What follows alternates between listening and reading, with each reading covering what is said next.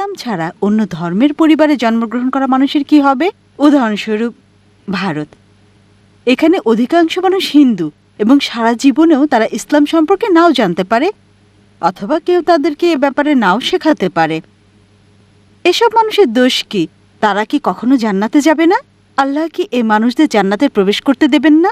তাদের দোষ কি যদি জন্মের পর থেকে তাদেরকে যা শেখানো হচ্ছে তা বিশ্বাস করে? তাদের উপর কি আল্লাহর কোনো দয়া নেই? আপনাকে ধন্যবাদ। বোন, খুব ভালো প্রশ্ন করেছেন, খুবই যৌক্তিক প্রশ্ন। অমুসলিম পরিবারে জন্মগ্রহণ করে মানুষদের ব্যাপার কি, আর তাদের পিতামাতা মূর্তি পূজা করছে, তো দোষটা কার? আল্লাহ কেন তাদের শাস্তি দেবেন? খুবই ভালো প্রশ্ন। এই কারণে আমাদের প্রিয় নবী মুহাম্মদ সাল্লাল্লাহু আলাইহি সাল্লাম বলেছেন, প্রতিটা শিশু দীনুল ফিতরের উপর জন্মগ্রহণ করে, প্রতিটি শিশু মুসলিম হিসেবে জন্মগ্রহণ করে, হোক তার জন্ম ইহুদি পরিবারে, খ্রিস্টান পরিবারে, হিন্দু পরিবারে অথবা মুসলিম পরিবারে, সে মুসলিম হয়ে জন্ম নেয়। আগে আমি বলেছি, মুসলিমের সংজ্ঞা হচ্ছে যে ব্যক্তি নিজের ইচ্ছাকে আল্লাহর কাছে সমর্পণ করে। তাই প্রত্যেকটা শিশু জন্মের সময় তার ইচ্ছাকে আল্লাহর কাছে সমর্পণ করে, পরে প্রভাবিত হয় বয়োজ্যেষ্ঠদের দ্বারা, পিতামাতার দ্বারা, শিক্ষকদের দ্বারা, তারপর মূর্তি পূজা শুরু করে, অগ্নি পূজা শুরু করে, ভ্রান্ত পথে চলে যায়। এ কারণে যখনই কোনো অমুসলিম ইসলাম গ্রহণ করে, তখন তার জন্য সঠিক শব্দটা হচ্ছে রিভার্ট, কনভার্ট না। কনভার্ট মানে এক ধর্মবিশ্বাস থেকে অন্য ধর্মবিশ্বাসে যাওয়া। রিভার্ট মানে কেউ সঠিক পথে ছিল, ভ্রান্ত পথে গিয়েছিল, আবার সঠিক পথে ফিরে এসেছে। তাই যথার্থ শব্দটা হচ্ছে রিভার্ট। আপনার প্রশ্নের দিকে আসি, যদি কোনো শিশু অমুসলিম পরিবারে জন্ম নেয়, আল্লাহ কিভাবে তাকে শাস্তি দিতে পারেন? এই কারণে কোনো শিশু অমুসলিম পরিবারে জন্ম নিয়ে বালেগ হওয়ার আগে যদি সে মারা যায়, সে জান্নাতে যাবে ইনশাল্লাহ। কেন?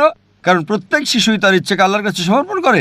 সে মুসলিম, তার হিন্দু অথবা খ্রিস্টান যে কোনো নাম হতে পারে, জন, রাম, এতে কোনো সমস্যা নেই। কিন্তু যদি শিশু বলে গণ্য হয় আর যদি সে অবস্থায় মারা যায়, তাহলে জান্নাতে যাবে, মুসলিম বা অমুসলিম যে পরিবারেই সে জন্মগ্রহণ করুক না কেন।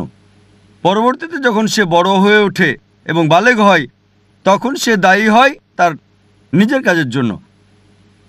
এ কারণে যদি কোনো শিশু অপরাধ করে, কোর্টে তাকে ছাড় দেয়, তবে যখন বালেগ হয় সে বলতে পারে না যে বাবা শিখিয়েছে তাই আমি এখন চুরি করছি।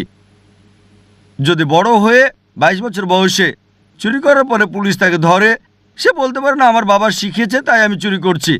বিচারক কি তাকে ছেড়ে দেবে? যদি 5 বছর বয়স হয়, বিচারক বলতে পারেন ঠিক আছে, সে শিশু, তার জ্ঞান বুদ্ধি হয়নি। কিন্তু যখন প্রাপ্তবয়স্ক হয়, তখন যদি বিচারককে সে বলে আমি চুরি করছি কারণ আমার বাবা শিখিয়েছে, তাকে ক্ষমা করা হবে না। প্রত্যেক ব্যক্তি তার কর্মের জন্য দায়ী।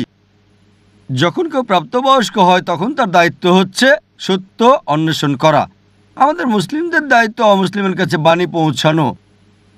ওই লোকটা বাণী গ্রহণ করুক বা না করুক, মানুষকে মুক্ত করে দেওয়া হলে যেটা হয়, দুটো সম্প্রদায় আছে যারা 1950 সালের আগে আধুনিক সভ্যতার কোনো ছোঁয়া পায়নি। একটা হলো কাপাউকি সম্প্রদায়, অন্যটা অ্যাস্টোরিয়ান অ্যাবরিজিনস।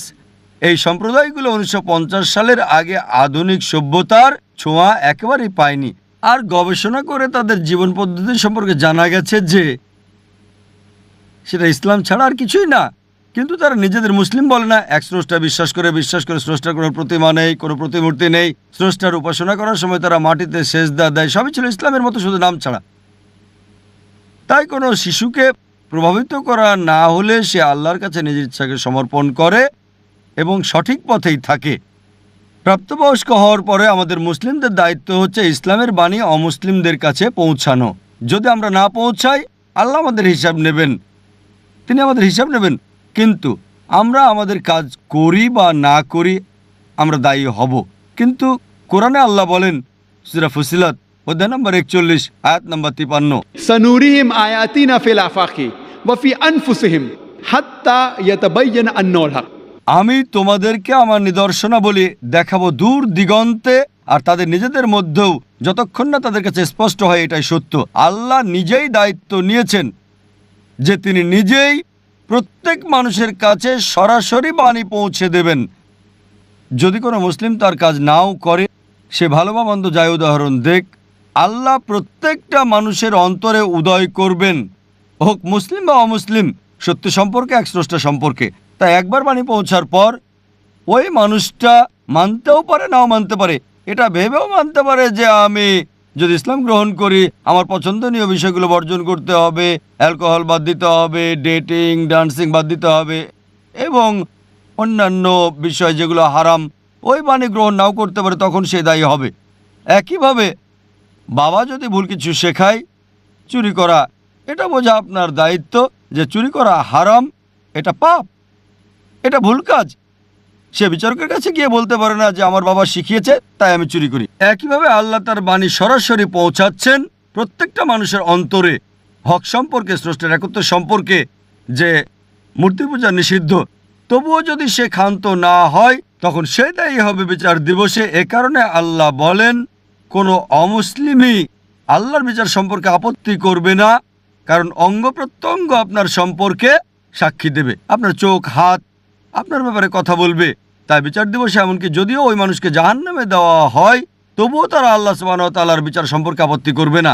তারা বলবে দয়া করে আমাদের আরেকটা সুযোগ দেন। আল্লাহ বলবেন আর সময় নেই, দুনিয়াতে তোমাদের অনেক সুযোগ দেওয়া হয়েছিল আর এখানে একবারই বাঁচবে। তাই বিচার দিবসে কোনো মানুষই, কোনো অমুসলিমই যদি তাকে জাহান্নামে দেওয়া হয় তবুও সে আল্লাহর বিচার সম্পর্কে আপত্তি করবে না। সে শুধুই বলবে দয়া করে ক্ষমা করেন, কিন্তু সেটা হবে না। এই পৃথিবীতে যা আছে, আল্লাহ বলেন সূরা মুলক অধ্যায় নম্বর 67 আয়াত নম্বর 2, এই পৃথিবী আখিরাতের জন্য পরীক্ষা। আশা করি উত্তরটা পেয়েছেন।